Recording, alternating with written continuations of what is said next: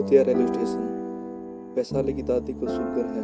Doctor ने उन्हें सुबह शाम टहलने की सलाह दी थी, इसलिए वैशाली अपनी दादी को रोजाना रेलवे स्टेशन तक घुमाने ले जाती थी।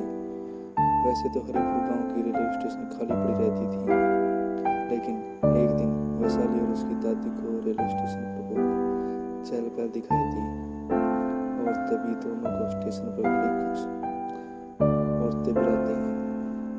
दादी देखो, हमें वो औरतें बुला रही हैं, चलो उनके पास कुछ बातें करते हैं, थोड़ा टाइम पास हो जाएगा। इधर वैशाली के माता पिता दीनदयाल दोनों का इंतजार कर रहे थे। दीनदयाल, माँ जी और वैशाली कहाँ रह गए? माँ, मुझे चिंता हो रही है, आप जरा देखने चले जाइए। दीनदयाल वैशाली और अपनी माँ को देखने जाते हैं।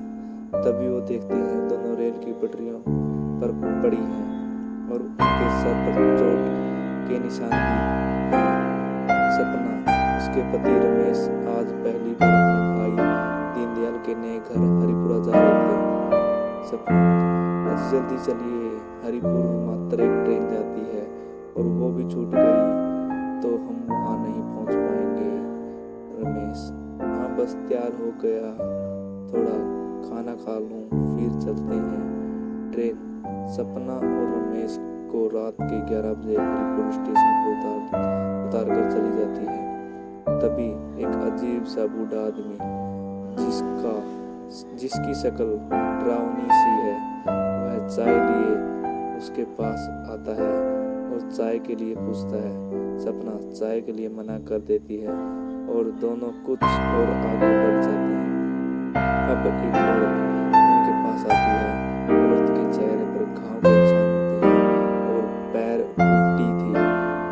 उसे देखते ही सपना और रमेश तेजी से दौड़ते हुए भागने लगते हैं।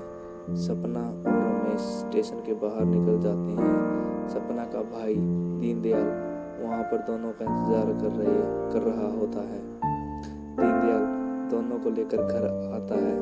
तभी सपना और रमेश देखते हैं दीनदयाल की बेटी और माँ खटिया पर पड़े हुए हैं। उनके सिर पर और शरीर पर कई जगह पट्टी बंधी हुई है। दीनदयाल, क्या बताऊं बहन, जब से इस गांव में आए हैं तब से हमारे घर कुछ भी अच्छा नहीं हो रहा। सोचा था कि हमारे दादा परदादा यहाँ रहे हैं तो हमें भी शहर से वापस आकर यहाँ रहना चाहिए। एक सप्ताह पहले ये दोनों स्टेशन टहलने गए थे। मैंने देखा कि वो दोनों पटरियों पर पड़ी हुई हैं। मैं अगर थोड़ी देर बाद पहुंचता तो उनका सारा खून बह जाता। ऐसा लग रहा है जैसे कुछ लोगों ने उठाकर फेंका है। मुझे तो समझ में नहीं आ रहा कि भला कौन हमारा दुश्मन हो सकता है। सपना, हमारे साथ भी उस स्टेशन पर कुछ अजीब घटनाएं हुई। जो भी मिला वह अंग्रेज साहब कह रहा था। रमेश, क्यों ना हम गांव के किसी बुजुर्ग के पास जाकर उस स्टेशन के बारे में एक पूछताछ करें। रमेश, सपना और दीनदयाल तीनों गांव के सबसे बुजुर्ग व्यक्ति चुन्नीलाल काका के पास जाते हैं। चुन्नीलाल, ये घटना इतिहास में दर्ज नहीं है, मेरे जैसे कुछ गिने चुने ही जानते हैं। दीनदयाल, तुम्हारे दादा ठाकुर भीम सिंह अंग्रेजों के बंगलों पर नौकरी करते थे। आज़ादी की लड़ाई चल रही थी। 1940 में गांव के लोगों ने अंग्रेजों के खिलाफ मोर्चा निकाला तो हमारे दादा ने अंग्रेजों को खबर कर दी। वो अंग्रेजों के साथ मिल गए।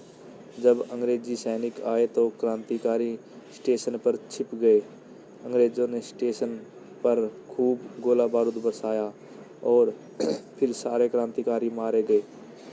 तब से उनकी आत्माएं रेलवे स्टेशन पर भटक रही है। अगर तुम अपने परिवार की सलामती चाहते हो तो इस स्टेशन पर शांति यज्ञ करवा दो। दीनदयाल गांव के लोगों को बुलाकर घोषणा करता है। दीनदयाल, मैं अपनी जमीन गांव में एक म्यूजियम बनाने के लिए दान करता हूँ।